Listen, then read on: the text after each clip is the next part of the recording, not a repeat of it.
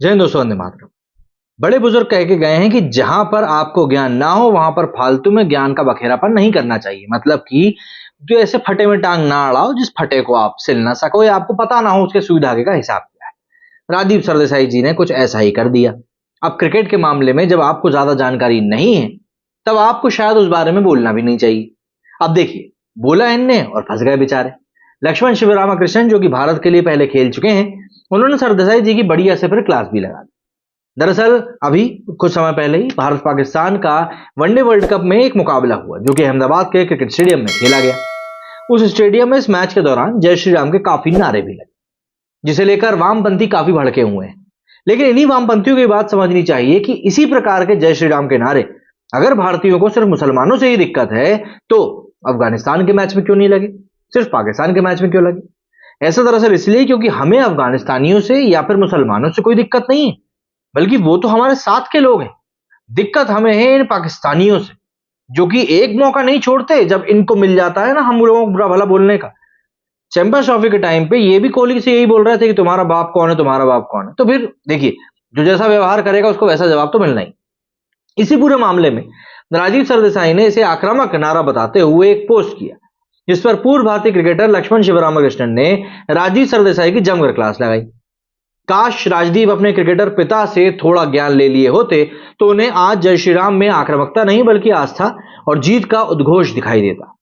अक्सर विवादों में घिरे टीवी पत्रकार राजीव सरदेसाई ने पोस्ट किया कि किसी को पाकिस्तानी खिलाड़ियों का मजाक उड़ाने के लिए आक्रामक नारे लगाने के रूप में जय श्री राम का इस्तेमाल नहीं करना चाहिए। उन्होंने आगे कहा कि भगवान राम मर्यादा पुरुषोत्तम है जो ज्ञान लाते हैं, शत्रुता पैदा नहीं करते हैं। हालांकि भारतीयों के लिए ऐसी टिप्पणी और जय श्री राम का इस तरह से वर्णन पूर्व भारतीय क्रिकेटर लक्ष्मण शिवरामाकृष्णन को पसंद नहीं आया। उन्होंने 16 साल के लड़के के रूप में पाकिस्तान में उनके साथ हुए दुर्व्यवहार को उजागर करते हुए राजदीप सरदेसाई को मुंह बंद करने की सलाह दे डाली। शिवरामाकृष्णन ने पोस्ट करते हुए लिखा कि 16 साल की उम्र में मुझे पाकिस्तान में कैसी कैसी गालियां मिली थी ये केवल मैं ही जानता हूं। मेरे रंग से लेकर, मेरे धर्म से लेकर, मेरे देश और संस्कृति तक, भगवान के लिए यदि आपने इसका अनुभव नहीं किया है तो कृपया इसके बारे में बात ना करें तो बेहतर होगा। जय श्री राम को बदनाम करने वाला राजदीप का ट्वीट वामपंथी गिरोह द्वारा अहमदाबाद स्टेडियम में नारे लगाते अपने समर्थकों के बीच हिंदू विरोधी कट्टरता को बढ़ावा देने और पाकिस्तानियों को इसके शिकार के रूप में पेश करने के लिए हथकंडे जैसा है। पाकिस्तानी क्रिकेटरों की धार्मिक कट्टरता के विपरीत जय श्री राम के नारे विजय के नारे हैं।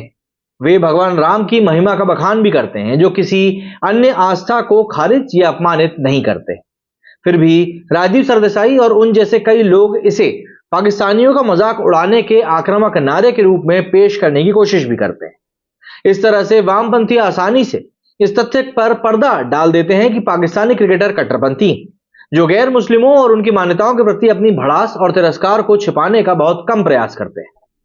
इमरान खान ने एक बार कहा था कि भारत के खिलाफ क्रिकेट खेलना उनके लिए जिहाद जैसा है। वकार यूनुस ने भी पिछले साल ही गर्व से दावा किया था कि रिजवान द्वारा 80,000 से भी ज्यादा गैर मुसलमानों के सामने नमाज अदा करने पर उन्हें गर्व है। शोएब अख्तर ने गजवाए हिंद की इस्लामी सर्वोच्चतावादी कल्पना का समर्थन किया। फिर भी भारतीय वामपंथी चाहते हैं कि भारतीय इन अपमानों और खुले तौर पर धार्मिक आक्षेपों को सिर्फ सहें। अपने देवी देवताओं के बारे में कोई अगर गलत कहे तो उसके बारे में कुछ भी ना कहें। अपनी आस्था की पुष्टि करके कट्टरपंथियों को जवाब कहीं से कहीं तक ना दें। बता दें कि जैसे ही भारत ने अपने चिर प्रतिद्वंदी पाकिस्तान पर शानदार जीत दर्ज करी, नरेंद्र मोदी स्टेडियम में भारतीय प्रशंसकों द्वारा पाकिस्तानी विकेटकीपर मोहम्मद रिजवान का जय श्री राम के नारे के साथ स्वागत करने का एक वीडियो सोशल मीडिया पर वायरल हुआ। वीडियो में जैसे ही रिजवान भारतीय शीर्ष गेंदबाज जसप्रीत बुमराह की एक बॉल पर बोल्ड होने के बाद पवेलियन की ओर बढ़ता है, सीढ़ियों पर खड़ी भारतीय समर्थकों की भीड़ जय श्री राम के नारे लगाती।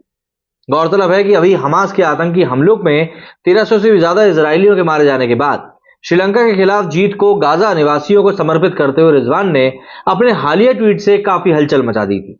तब राजदीप जैसे किसी वामपंथी ने आतंकियों के समर्थन पर कोई टिप्पणी नहीं करी थी।